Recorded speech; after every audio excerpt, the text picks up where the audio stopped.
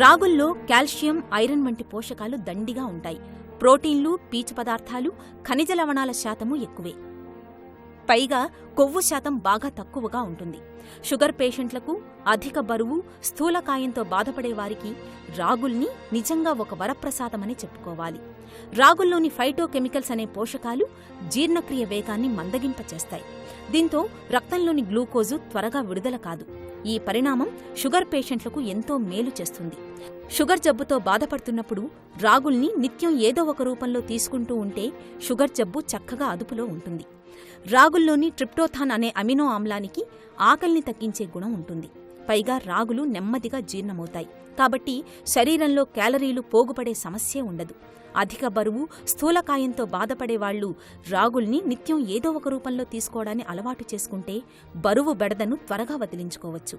ఇక రాగుల్లో కాల్షియం దండిగా ఉండటం వల్ల మన ఎముకలు కూడా బాగా పుష్టిగా తయారవుతాయి.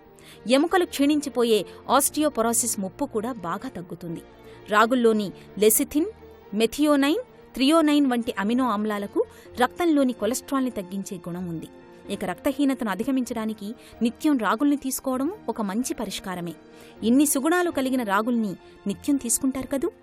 మన ఆరోగ్యం బాగుండాలంటే తినే తిండి, తాగే నీరే కాదు, మనం పీల్చే గాలి కూడా స్వచ్ఛంగా ఉండాలి.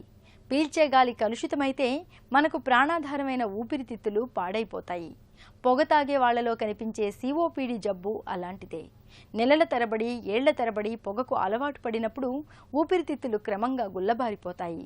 దగ్గు, కఫంతో బాధలు మొదలై చివరకు ఊపిరి కూడా తీసుకోలేని పరిస్థితి ఎదురవుతూ ఉంటుంది.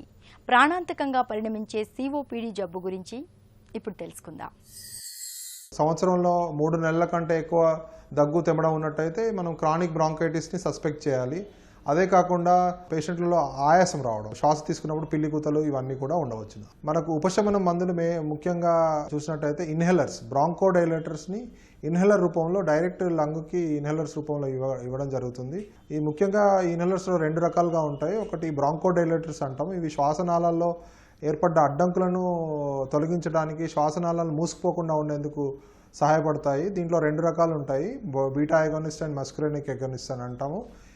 అలాగే రెండవది ఇన్ఫ్లమేషన్, అంటే శ్వాసనాళాలలో వాపు తగ్గించడానికి ఉపయోగించే ఇన్హేలర్స్. యూజువల్గా ఇవి తీవ్రత ఎక్కువ ఉన్న వాళ్ళ యూజ్ చేస్తాము.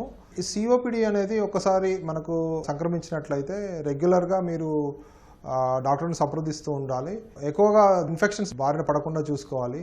COPDలో ముఖ్యంగా మనం చూసినట్టయితే సీజన్ చేంజ్ అయినప్పుడు, అంటే చలికాలం కానీ వర్షాకాలం కానీ వచ్చినప్పుడు ఈ COPD యొక్క మోతాదు, అంటే లక్షణాలు పెరిగే అవకాశం ఉంటుంది.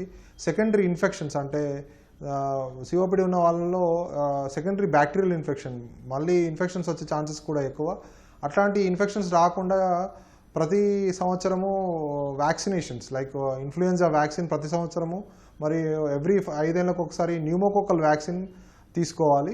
సరైన ఆహారం, పోషక పదార్థాలతో కూడిన ఆహారం తీసుకోవాలి. రెగ్యులర్గా వ్యాయామం చేయాలి. సరైన బరువు మెయింటైన్ చేయడానికి ప్రయత్నం చేయాలి. COPDలో ముఖ్యంగా చూసుకున్నట్టయితే వీళ్ళలో ఆయాసం ఉండడం వల్ల వీళ్ళు ఎక్కువగా తినలేకపోవడం సంభవించవచ్చు. అందువల్ల వాళ్ళు బరువు కోల్పోయే ప్రమాదము, నీరసపడే ప్రమాదం ఉంటుంది. అందువల్ల శక్తినిచ్చే ఆహార పదార్థాలు తీసుకోవాలి. అండ్ ఆయాసం ఉన్నట్లయితే కొంచెం క్వాంటిటీలో మల్టిపుల్ టైమ్స్ తింటూ ఉండాలి. ఒకవేళ ఇంకా పొగ తాగుతున్నట్టయితే కంపల్సరీ మానివేయడం చేయాలి. వ్యాధి సంక్రమించిన తర్వాత కూడా పొగ తాగుతున్నట్లయితే మరణానికి దారితీయదు.